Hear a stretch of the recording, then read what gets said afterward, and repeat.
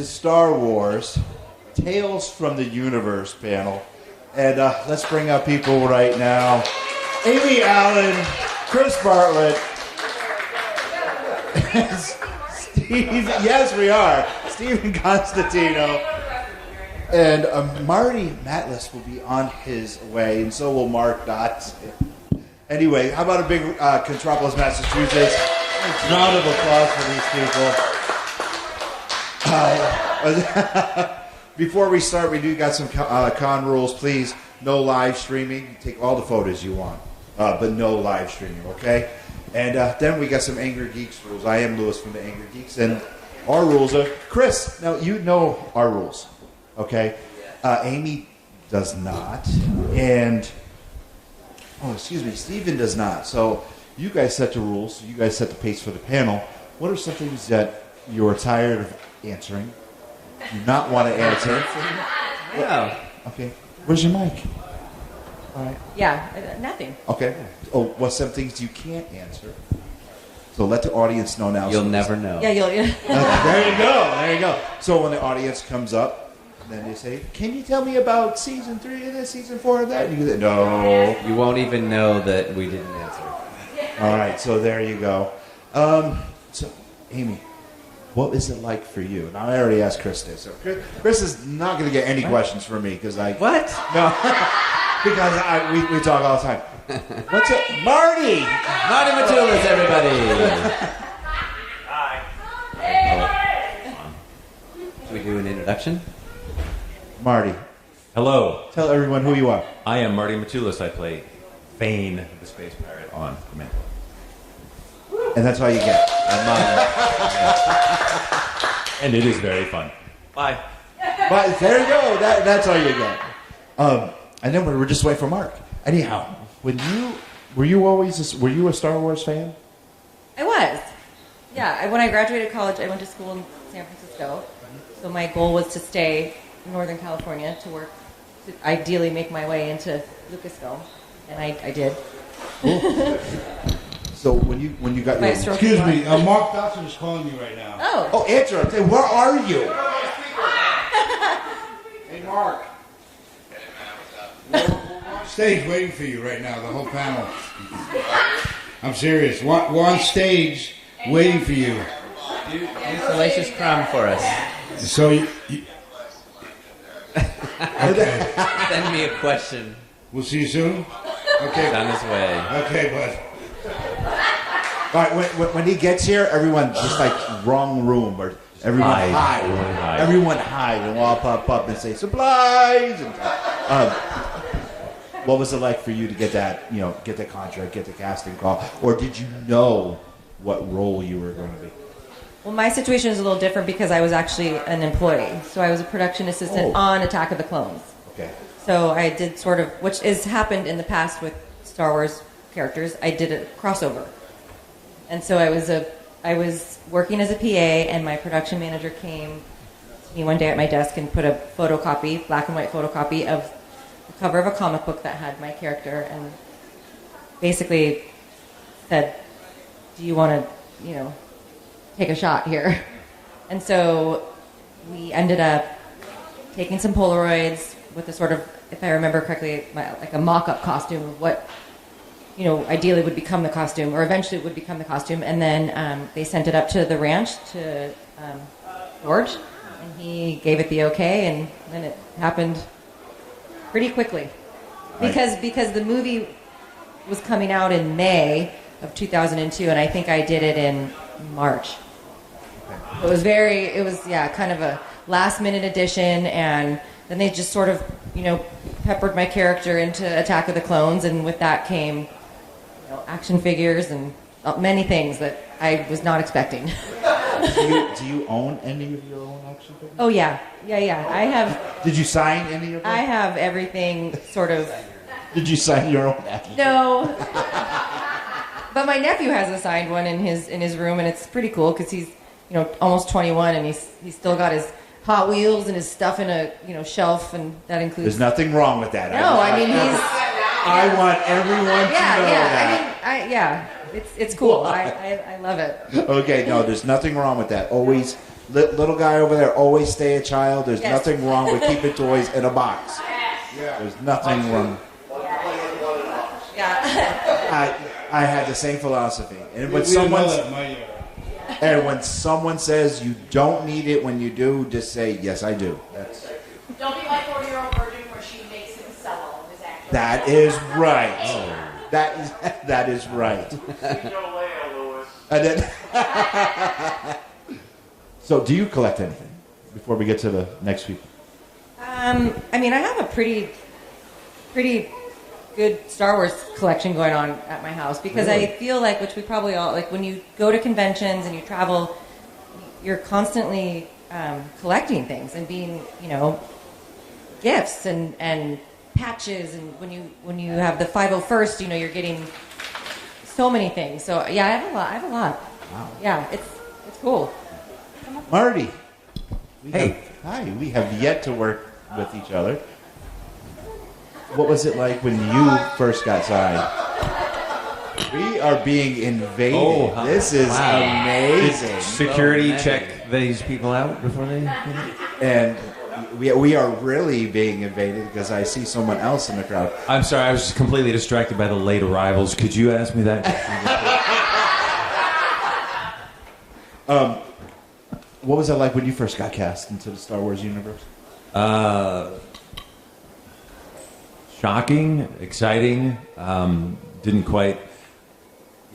As an actor, you're trained not to expect too much ever about anything. So the audition came through, booked the audition. I was very excited about that. I was supposed to be there for one day. So I thought that's going to be an amazing day, one of the best days I've ever had. And it was. It was absolutely fantastic. I got to meet Grogu, and he was everything he's cracked up to be. And then find out that morning that they weren't going to kill the character. So then the implications leveled up after that. And they continued to do so as he was ported off to another upcoming show. So it was fantastic from day one, and it has continued to be so. Did you also had to keep it a secret, correct? I did. Yeah, the NDAs are intense. And how hard was it for you? Did you slip at all? Did you almost slip? There might have been a little bit of eyebrow wiggling here and there, and hints, but no, it was pretty easy to keep it. I mean, because I'm, as a fan, I'm so excited about it myself. Like, I don't want to spoil anything. Ladies and gentlemen, coming to the stage right now, Mr. Mark Dodson. Go ahead, Mark. I apologize. I say too late because you want to be noticed. There you go. Hi, Mark. Welcome to the stage. Marty, action figures. Sure. Do you collect? Do you have any of your own? I had a pretty good selection when I was a kid. Unfortunately, they have gone away over the years, so I have never been like an avid intentional collector. Just more of a, I guess, unintentional collector. Okay. Yeah. Amy brought up the point, and I did talk to Chris about this before. Fans, the 501st, just normal fans as well, just bringing gifts to you. What was the most heartfelt gift that a fan gave to you, and what was the most absurd gift that a fan gave to you? Well, I'm so very new to this whole world that it's been a couple of stickers, but this morning, my beautiful little 3D printed dragon came to my desk. Really? From a vendor here in the convention. Yep. Okay, good. Steven, Yes. you're... Steven!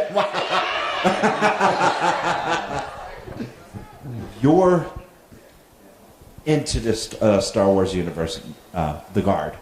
What was it like? Well, it was a kismet kind of thing that happened. I wasn't really an actor, I'm a musician. Yep. And Corey D. Williams and I met in the 80s. Billy D's son. We had a band called Atmosphere. And Billy was helping us get a deal at Motown. And we had a studio up at Billy's house. Because Corey lived there at that time. But Corey looks a lot just like Billy, I mean, obviously. And we're trying to get this music, you get a development deal, and maybe get a record deal. So we're really going for it, And then I think it was like in April, Billy walks into the studio and says, Corey, you have to come with me to stand in Yuma, Arizona. And it's like 120 degrees in the summer. And Corey's kind of adamant because he's a musician. He knows what it takes to be on a set and how much work. So he's a little adamant. And Billy looks at me and says, "You bring the guitar. You're not coming. You come in as my guest, and you play music at night on a downtime." And that's what we did. The first few nights, I'm playing and Carrie and Princess Leia, all the characters are dancing. It was pretty surreal. But then driving into the Starlight Pit was like a 45-minute ride, and the sandwich shift up, it was a lot of long days, and I'm restless. I want to work. But how do I not seem ungrateful and ask?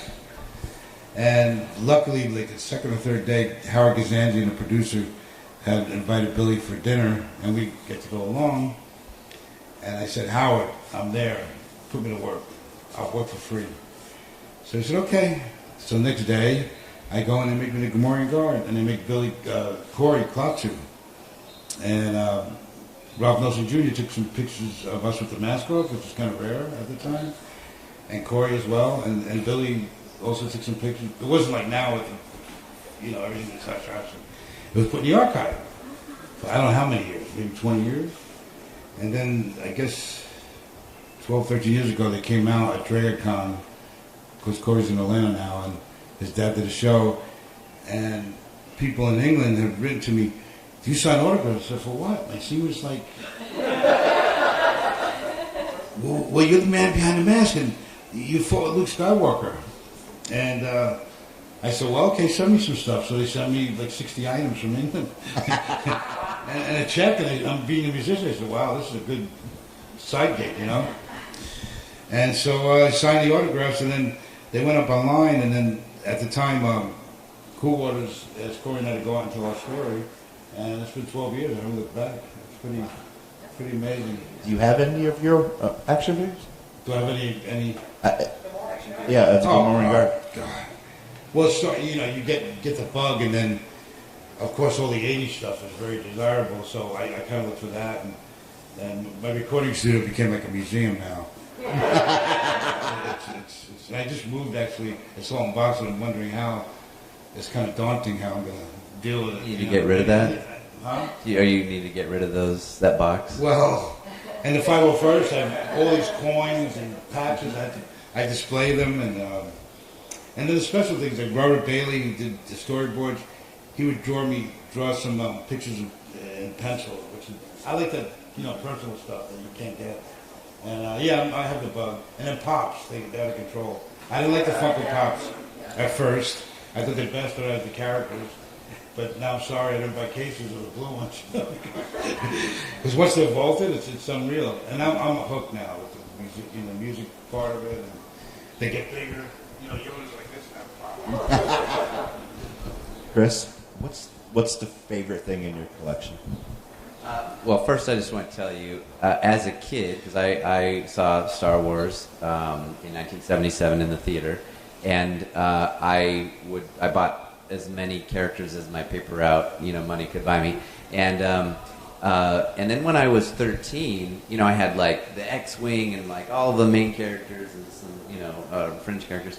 When I was 13, I was after Return of the Jedi, it was like, oh, Star Wars is over. I'm 13. I'm thinking more about other things, yeah. And then I had a garage sale and sold all my stuff. And then, when I was in They're no longer friends. No, listen, wait. Listen. In my 40s, Delete. one Christmas, my mom and dad gave me a box. It's a huge box for Christmas. My dad had secretly bought all my stuff from the garage sale and saved it. I know. I get emotional thinking of it, especially today being Father's Day. Yeah. And he gave, and so I had all of my original toys back as a 40-year-old, and then also had already been cast in by Lucasfilm at that point, and so it was just really special to have all those back. But yeah, since then, I like screen used stuff, and working on the shows. It's fun to get stuff from the shows. I mean, not that I take things. I have rescued things that were in danger of being destroyed. And so, like from that perspective, I feel like I'm doing a service to, as rescue. I've rescued, rubble from Navarro and a piece of glass from my cantina when I've I been heard bartender. that. I heard a rumor. But it's all in the name of safety and history. Okay. So it's protecting history. They're still excavating out in Yuma. Yeah, that's right. The latex in the sand. I mean, it's pretty amazing. By the way, happy Father's Day to all the dads. Yeah, and happy fathers out Father's there. Day. Mark, Yeah. you first entered the Star Wars universe in Return of the Jedi. Yeah. Can you do the laugh? I just woke up.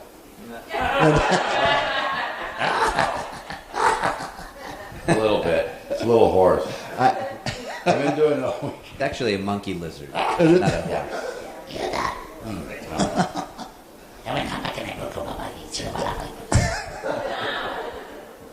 So little. So little was known about that character at the time, but he became popular. Yeah. And do you have any memorabilia of that character? I do. So I don't have to have, some collectors have to have everything. That I have to really like it. So I do have a few pieces. There's a couple statues that were made. One, and I can't think of the company. It's not Gentle Giant, although I have a Gentle Giant. But my favorite one is another. I can't think of the name. It is Sideshow. It is. That the man who sculpted Salacious Crumb, Tony McVeigh, sculpted this smaller one. It's on a round pedestal. If you've seen it, I'm sure you've seen it. And I love that one. That's my favorite. So that one is on my desk, and I look at them all the time. Now, did you? And it's a great sculpting. Yeah. Any reaction to seeing them all in the tree on season 3 of the Man? Yeah, I was like, there's a bunch of me in that tree. Audience, if you have any questions, please line up to the mic and get ready. Oh, I see a special audience member getting right up. So line up to the mic right now. Hi, what's your name? Hi, my name is Lauren Kim. Oh, nice to meet you. Nice to meet you too. Hi, Lauren. So I have a question for all of you. How much prep did they give you? Like, did they give you the whole script for the movie, or did they give you the full episode? And how long before did they give you the scene? Like, and did you have table reads? Like, what was the prep that they actually allowed you for the role? That's a good question. Sorry, kidding everyone. Mine will be short. My answer will be short.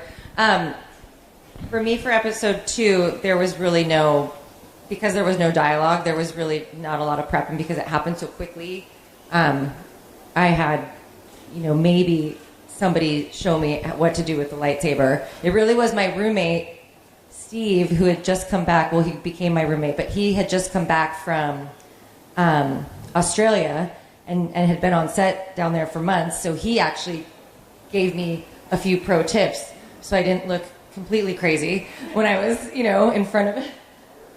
I mean, because I didn't have there was no formal training. It was like, you're going to do this, it's going to happen, and it was quick, and I just went in and kind of did the best I could. For episode 3, there was a small amount of dialogue, so they gave me sides, and then that ended up getting cut anyways, so, which was a total bummer. Oh. I know. So. What were the lines?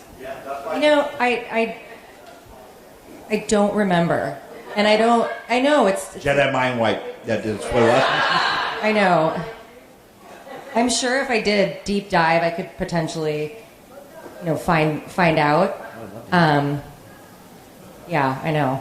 Bummer. When I prepped for Q90 in season 1 of The Mandalorian, I did get the whole script for the whole episode. When you get your script, you look for all your parts first, the exciting part, and then and in it I had to fly Mando's ship, which I was so freaking excited. The whole however many weeks we were filming, I thought, is this the day I'm going to be shooting in the cockpit? But yeah, so I knew what was going on, but all the rest of my characters have been just sides, where you just know what you're doing for that day, and that's cool. Because when I do watch the episode, I get to see it as a fan. I really get to the story unfolds, except for the part that I know. So in terms of prepping for Zero, I watched. He kind of looks like he's a bug-eyed droid. He kind of looks like praying mantis. So I watched videos of praying mantis bugs, like eating other bugs and how they move and things like that. And so that was really helpful. They didn't tell me to do that. I was just kind of like, well, I was just trying to, base it on something, yeah. But then, yeah, the other characters, it's mostly sides, and I do all the droids. So it's fun to give them all different personalities. A cold, calculating bounty hunter versus a very appropriate protocol droid, or a dirty, worn out, loose jointed protocol droid. So they're all. I get to play them all different. On the new shows, I'm up to 12 characters. And they're all featured characters, so they all have a really nice, moment that I can show my mom and say, hey, see that? My dad, too. Steven, you want to answer the question? Well, back in the archaic days, well, I didn't have any good dialogue. We just grunt, I guess. And, they put the outfit on that was kind of bottom heavy. There was 3 parts beside the feet and the leg, the hands. And they do some footsteps. You just follow the footsteps. And they put a blow dryer in my mouth to keep me cool. Because they kept saying, welcome to you. It's 120 degrees and it's dry heat. Ooh. And so I followed the footsteps, and that was pretty much it, So the costumes always, if you go back and watch Jedi, the costumes look very slick, very, wet. It's real because it's his sweat. It's his sweat coming through. Yeah, so it's not a special effect. It's Steven's sweat. Yeah. Absolutely.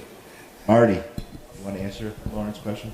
Yeah, so I got the entire script for the entire season. I knew everything that was happening to every single character in it, and I just chose not to tell anyone. All right. This twitches out. It'll be on eBay later, though. No, I got two pieces of paper for my scene, and that's all I got. I asked questions, and I was told nothing. And that was pretty much it. So I based all my prep on the initial description for the audition, which kind of maintained itself. Then once we did the costume test, the wardrobe test, makeup test, then I got to see the whole thing 100%, which also then informed what I was going to be doing with the character, which they kind of went with. There was very little adjustments other than little things on the day for dialogue and movement and where we were in the geography of the space. So it was pretty straightforward. And then, assuming that was going to be the end of it, I was like, great, that was fun. And then I had to maintain that pirate character for a little bit longer. And you came up with a voice. Yes, he was supposed to be British. I leaned heavily into the ish, and there he was. Actually, I have a makeup artist friend who's British. So I took a large percentage of her accent, had her record the dialogue, and at the time I was watching a lot of Russell Brand on YouTube. So there's 30% Russell Brand on top of that, and then whatever I forgot and then ended up just doing on the day was how he turned out. Can you still do the voice? It's possible. I say it's a bar. He's got a drinking problem, so I have to really focus hard on alcoholism. So I went in. That's funny. Did I prepare for that? No, I went into audition. It got around that I could do voice. I was working with Lucasfilm. And it was in-house at Skywalker Ranch as a carpenter, and I was trying to get into production.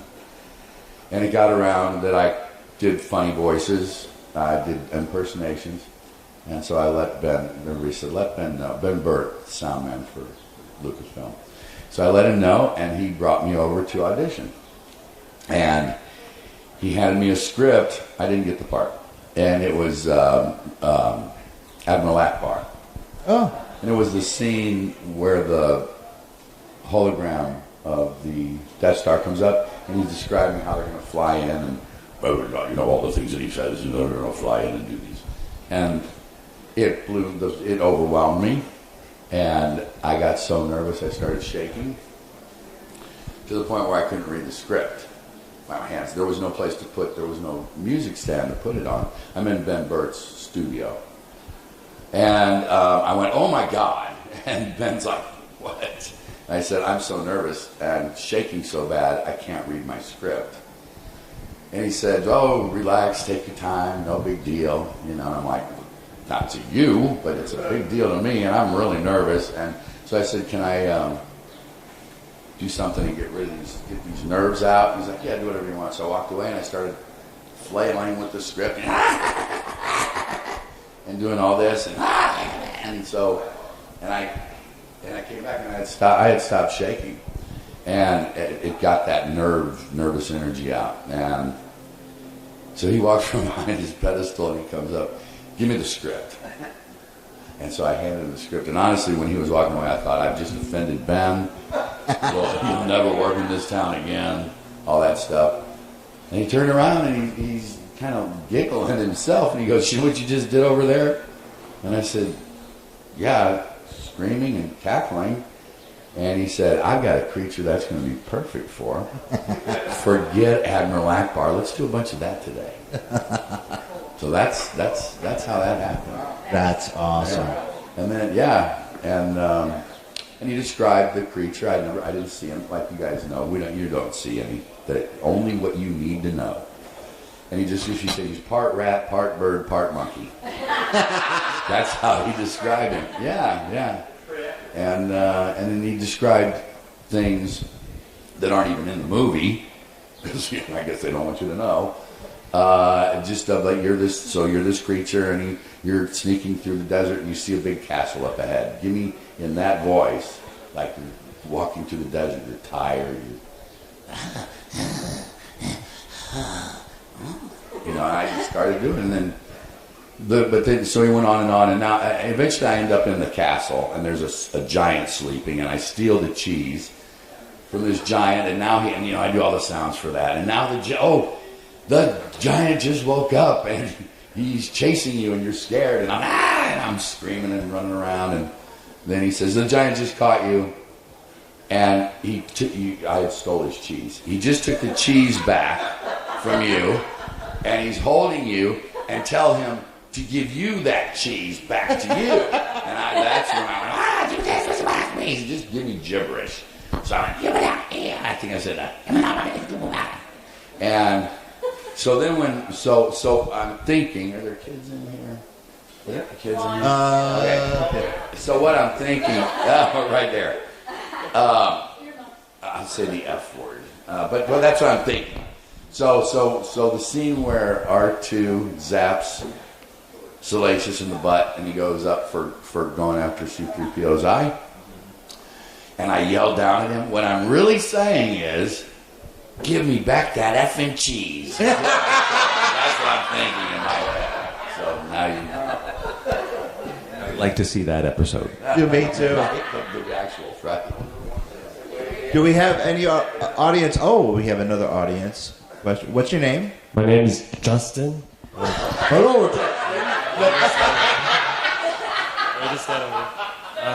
Justin, yeah. Why are you so angry this morning, Justin? So I have two questions. So first, you only get one. You have to pay for the second one. Okay. First one's for Amy. So on Felucia, when you get attacked by the clones, why didn't you react faster? Because you're a Jedi. Wouldn't you sense? Well, because they betrayed me. And they were with me. But you should sense it, right? I know. You know what? Listen. Wow, what the backlash here. The force is going to the dark side. You hear that? Oh, yeah. Calm down. You need to take that up with somebody else. Okay. I was just just doing my job that day. Okay. I know. All right, believe me, my kids get so much mileage out of the sort of whatever the fall and how it's the whole thing in my house. Your kids will turn on you. I'm paying the price every day.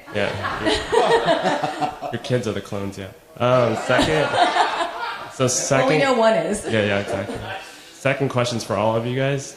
If you had to play, if it was your choice to play any Star Wars character, who would it be? Ooh. That's a big one. You want to think on it? We'll start with Chris. Sure. All right, Chris. Oh, I feel so blessed to play characters that I always wanted to, like bounty hunters and playing C-3PO for the last 17 years has been a real dream. But as a kid, I always wanted to be Boba Fett, because he's his mystery, and now we know more about him. So I still really want to play any Mandalorian. It doesn't. I mean, there's a bunch of them, So I would love to just be one of the Mandalorians, maybe with a jetpack, maybe with a flying scene. Anyway, yeah, Mandalorian. Oh boy, I have an affinity for Yoda. Being with Stuart Freeborn on the set, he was a fascinating human being, and his story is just incredible. So I guess Yoda. If you go to the other side, maybe Darth Vader. There's a lot of room there. You Yoda's voice, the way you talk now. I do?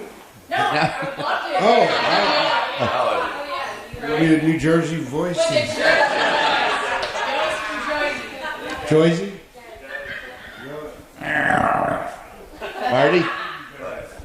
Looking fancy, I would say. I've tried it out, yeah.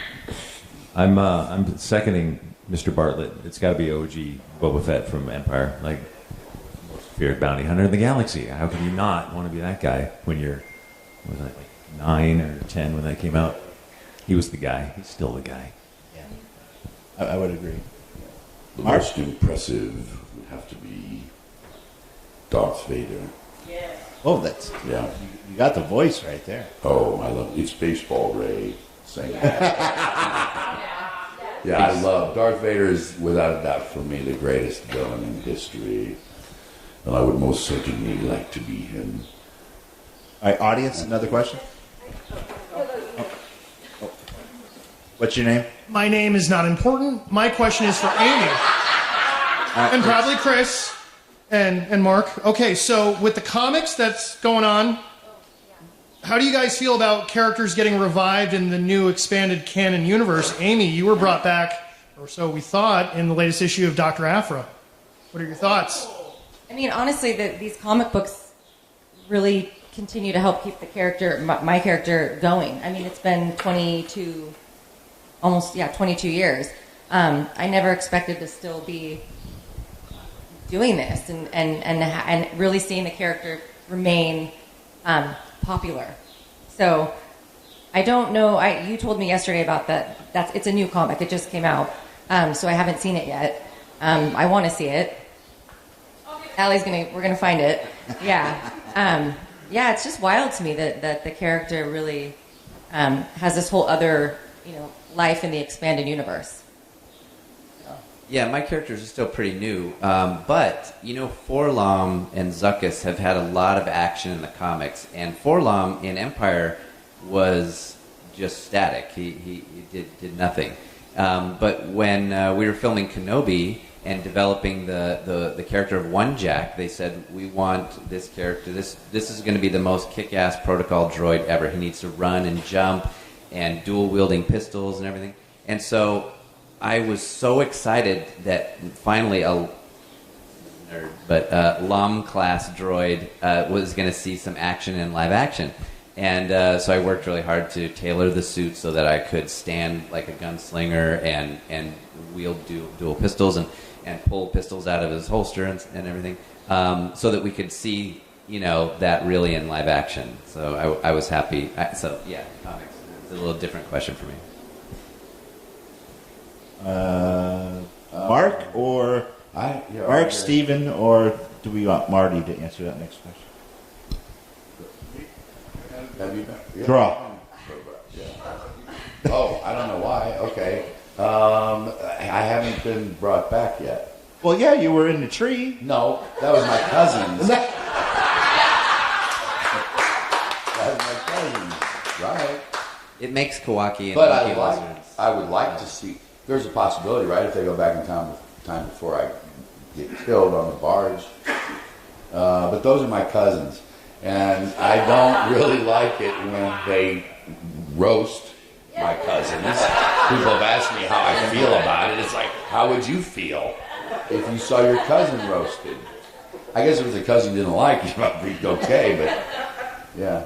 But other than that, I'd love to see Salacious come back, of course.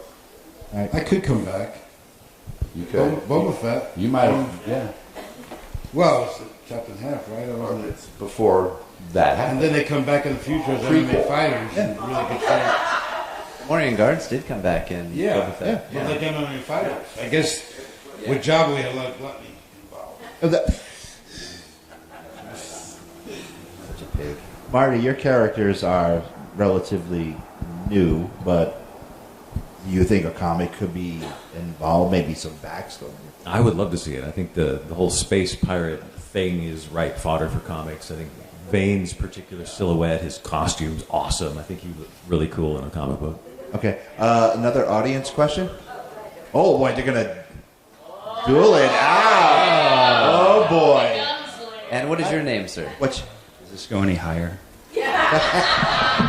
there you go. Yeah, look. Kind of an interesting question. What's your name? I forgot.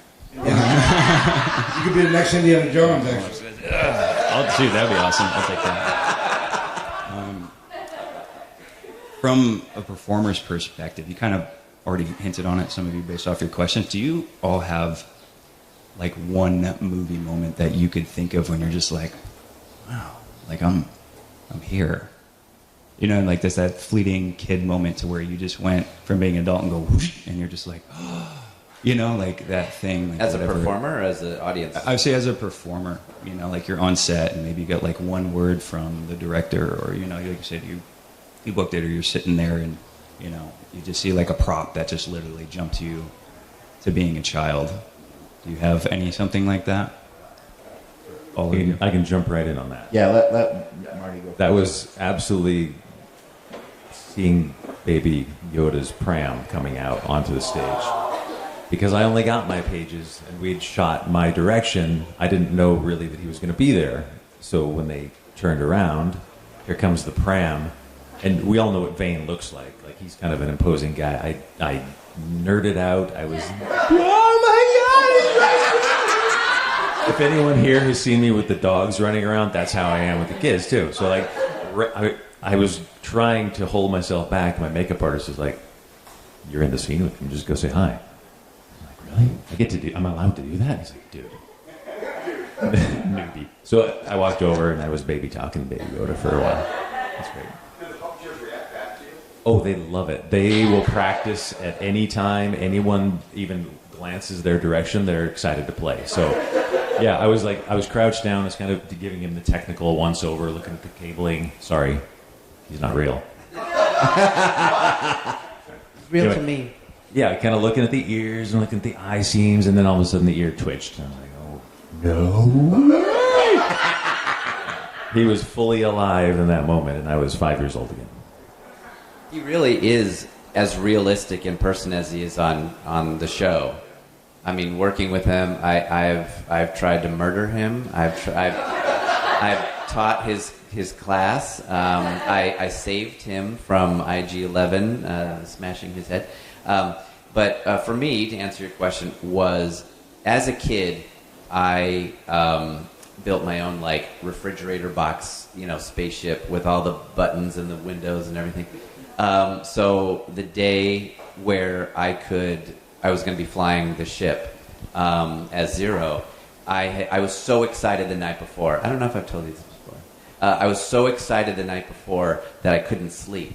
And so I got to set. We're filming some other scene. Filming some other scene. And Jon Favreau says, Chris, why don't you go get familiar with the cockpit? And I was like, I'm ready. My whole life I've been preparing for this. So I go in, and I'm flipping all the buttons, and all the switches work. Everything works. They're lighting up and everything. I'm just in freaking heaven. And then I just sat back. It was all like low lit. It was quiet. Nobody else was in there. I just sat back in the seat. I just had a sigh of my life of fandom flashing before me. And then I just closed my eyes and I accidentally fell asleep. Because I hadn't slept. Yes. So I was literally had dozed off and then I was awakened by Jon Favreau and Deborah Chow coming in the cockpit behind me. You know how like when someone wakes you up and you're not supposed to be sleeping, you're like, oh hi, yeah, I'm ready. I'm ready now to do this. And I was like anyway, so excited. But yeah, that was my moment, is sitting in the cockpit. I was kind of, well, my imagination was fueled when we flew into Arizona. It was Billy, Corey, and I, and Carrie. Carrie sat next to me. She was reading Dune, and we started talking about all the archetypes that led to this, the anime, and that was incredible. And then we arrive on a Sunday, everyone's off at the hotel, and Mark's running around in Speedos, all, hey, how's it going? And then Peter's in the hot tub, 4-foot hot tub, and I'm looking up at him and shaking his hand, and that was it. I said, okay, here we go, you know? And just got me over. Peter Mayhew. Peter Mayhew, yes, of course. And that got me excited, just what's going on out there, you know? Blue Harvest, horror beyond imagination. Mark? Am I allowed to go off script? Yeah. Okay. I like that question. So for me, it was Gremlins, which was the second thing I did, and it happened pretty quick after Jedi. And there's I want to say two, and everybody will get it. It's because as kids, it's what we grew up on, you know, that we, you know.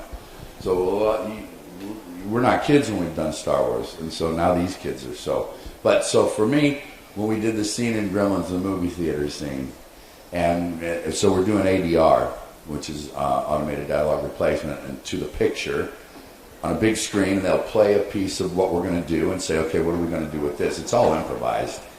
And obviously with Gremlins, they don't write those caca and rrr, rrr.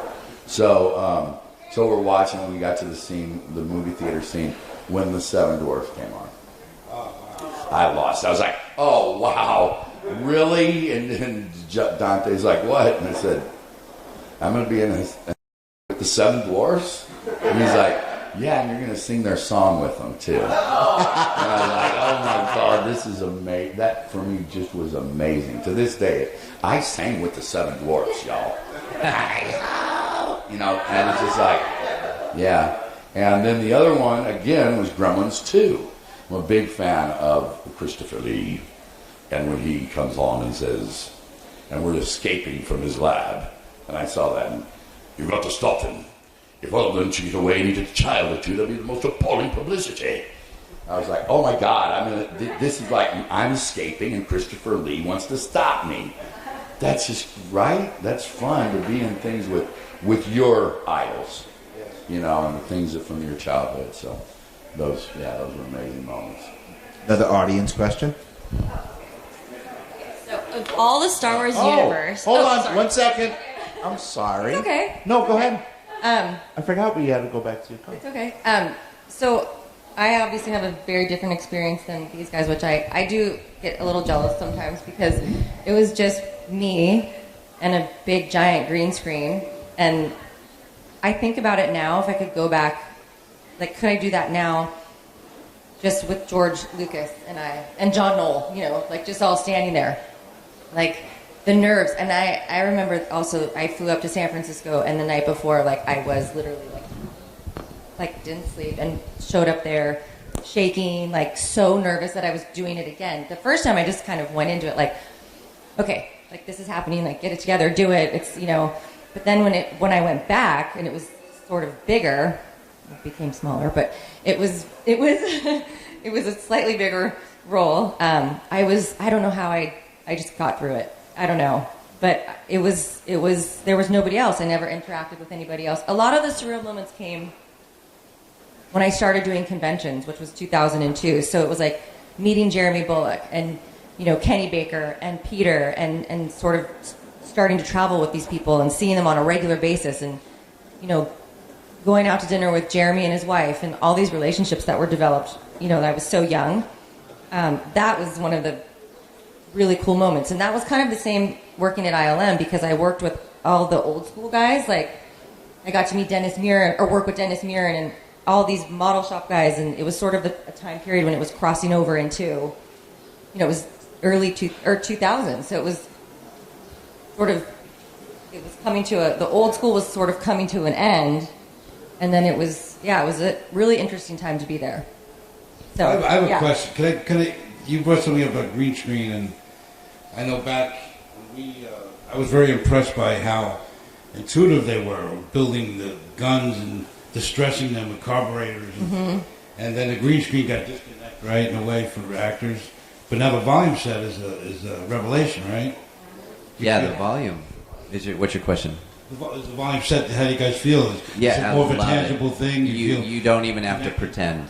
I mean, like when when you're on the set, there's practical. Like imagine all these chairs, and then those walls that are all around us. Imagine those are screens that are show some more chairs, and then they go off into a desert wasteland. And you're looking around, and it feels like totally immersed. When you're flying the ship, you have a practical cockpit parked in the volume, and the volume all around you is space. And space is just slightly, moving like you're drifting in space. Until I say, jumping to hyperspace now. And then all the stars stretch. And and they do it on my cue, which felt so real. I mean, you don't even have to pretend it's real. Yeah, it's incredible. I just thought of something, sorry, really quick. I did actually, one day we did a big bar scene. And so I did it was a bunch of different ILM employees, and I played 2 other characters. In Attack of the Clones. Yeah. So I did actually interact with people. My fellow employees from ILM, everybody I worked with. So that was cool. Was that the scene where they were chasing? It's the bar scene. Yes. For Anthony Daniels. So I played, 2 different, patrons at the bar. Go back and Yeah. watch. All right, we're supposed to end now, but we got one more audience question that we're going to get to. But come on up before we get to pressure, Lauren's but question. make it Come on. really good. Come on. I want to apologize for skipping over Amy. When I'm up here and I'm with people I know, wait a minute. When I'm with people I know and people I work with for the first time, I get captivated and I get pushed into this, and I'm just in awe. And I want to say thank you for letting me know that I skipped over Amy. Because, You do a great job. I am just back as a child, so I am talk. So go ahead, Lauren, was it? No, go. So of all the Star Wars universe, if you could marry one character, who would it be, and who would you have fun with at one night, like a one night stand, or it could be like a fun, or partying. It could be partying too, like a friend. I should not have gave you that question. No, this is a family show. Who would you marry and who would you hang out for one night and have fun? All right, really rapid question. I'm not answering, I'm only answering who I would want to potentially date. Would be Han Solo. Come back to me. Of course, Princess Leia, right? And being on a set with her and Tracy Eden, both dressed up, was pretty exciting. That's cool. Was that the stunt Leia? Yeah. Marty? I mean, also with 13 when Jedi came out, so Slave Leia. Which is, I think, the second part of your question first and the first part of your question second. and then the first part of your question. I'd want to marry Princess Leia. Slave Leia. She is spoken for. And then I would, and I have partied with who I would want, Ula. Femi Taylor. Oh, it's just Femi. Yeah, we get to see each other on the road, and we have a great time. And there's that camaraderie because you're in a scene together, actually, and it's like it's so much fun. She's fun. Yeah. She is. Before Chris answers, I'm sitting here looking at his face, making all these faces. Okay, we're running out of time, sir. I was 13 also. and I remember feeling like a little confused, like I really like her. And it was at that moment where you're trying, like, as a 13-year-old, you're figuring out, like, you know, what, I don't know. Yeah, like, are girls still gross? Are they cool? They're cool. And then you start to feel, like, tingly. You know, so then you're like, oh, yeah, I do like her, but, yeah. Anyway, I guess Slave Leia, yeah. But Ula was right there also because, you know, she had a lot, I mean, she had some action as well. Yeah, not a lot of clothes. Not a lot of clothes. Yeah. And Femi is so lovely in person. Okay, and with that, we're all done. Make sure you... Good night. Please, a round of applause. Go down to each one of their tables, say hi, get an autograph, take a picture, get a photo op with them, and thank you for coming to Contropolis, Massachusetts. Thanks again. Thank you. You have been watching the Angry Geek Show on Pod TV. Visit our website today. And for guest bookings, email us at theangrygeekshow@gmail.com today.